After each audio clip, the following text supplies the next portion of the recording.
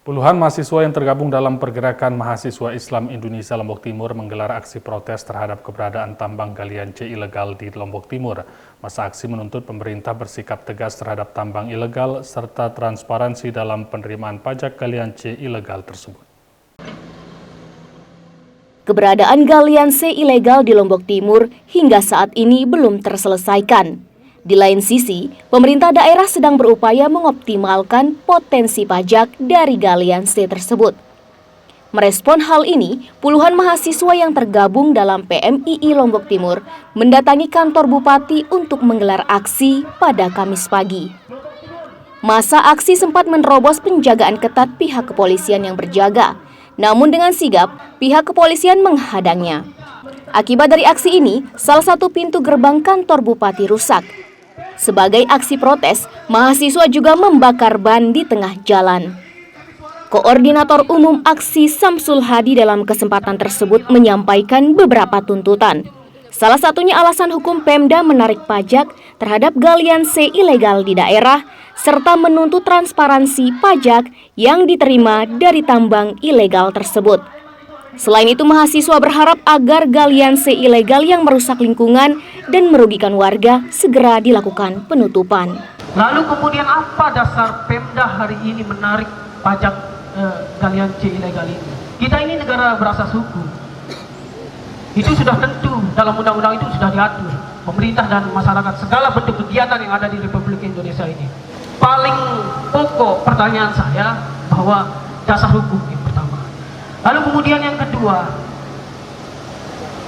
sebenarnya kita mendukung daerah Kabupaten Lombok Timur untuk tarik pajak, tapi dengan satu catatan, jangan ada regulasi atau aturan yang dilanggar. Itu saja sebenarnya dari kami Pergerakan Mahasiswa Islam Indonesia. Merespon hal tersebut, Sekretaris Daerah Lombok Timur memberikan gambaran singkat terkait kondisi tambang di daerah. Berdasarkan hasil survei yang dilakukan, sebanyak 126 pelaku tambang yang sedang beroperasi. Dari jumlah tersebut, 70% sedang mengurus izin dan 30% sudah memiliki izin. Pemerintah yang berwenang mengeluarkan izin yakni Pemprov NTB, sedangkan daerah hanya merekomendasikan. Sementara terkait alasan penarikan pajak tambang ini, diakuinya sudah ada landasan hukum sesuai dengan hasil penetapan Pemda Lombok Timur. Mengoptimalkan penerimaan PAD, semua bentuk aktivitas tambang akan dikenakan pajak yang berlaku. Penarikan pajak ini juga sudah diubah ke non-tunai dalam bentuk kuasi. Rekan-rekan yang saya hormati, memang masih banyak. Kalau saya persentasikan, mungkin 70 yang belum mengurus izin, belum terbit izin. Belum terbit izin ini kami kategorikan ada yang sedang berproses, ada juga yang belum sama sekali. Yang sudah punya izin itu kurang lebih 30%. Itu yang pertama. Apa tindak lanjutnya? Tindak lanjutnya adalah tentu izin ini tidak semudah kita membalikkan telapak tangan, karena ada skalanya. Kalau dia dampaknya kecil, harus mengantongi UKL dulu. Itu satu.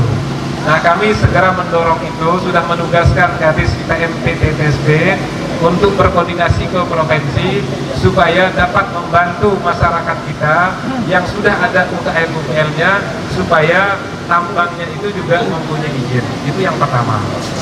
Terhadap yang kedua, di mana kok 2023 berani pemerintah daerah melalui Bapenda memungut pajak untuk MBLB. Saya izin membacakan secara tertulis karena berdasarkan rekomendasi Badan Pemeriksa Keuangan, saya bacakan letterleknya. BPK merekomendasikan kepada Bupati Lombok Timur agar A. Melakukan pendataan hotel dan penetapan sebagai wajib pajak, serta melakukan pendataan dan penetapan wajib pajak MBLB secara resmi dan pemungutan pajak MBLB bagi perusahaan atau perorangan yang sudah dan belum memiliki izin usaha pertambangan (IUP), serta secara berangsur-angsur mengalihkan penagihan pajak MBLB kepada penambang. Sekda juga menegaskan, keberadaan tambang ilegal yang merusak lingkungan dan merugikan masyarakat akan ditertibkan secara bertahap. Hal ini sekaligus sebagai upaya memberikan edukasi terhadap pelaku tambang agar mencari alternatif lain yang tidak merugikan masyarakat. Zulfikri, Arman Zulfarozi, Selaparang TV melaporkan.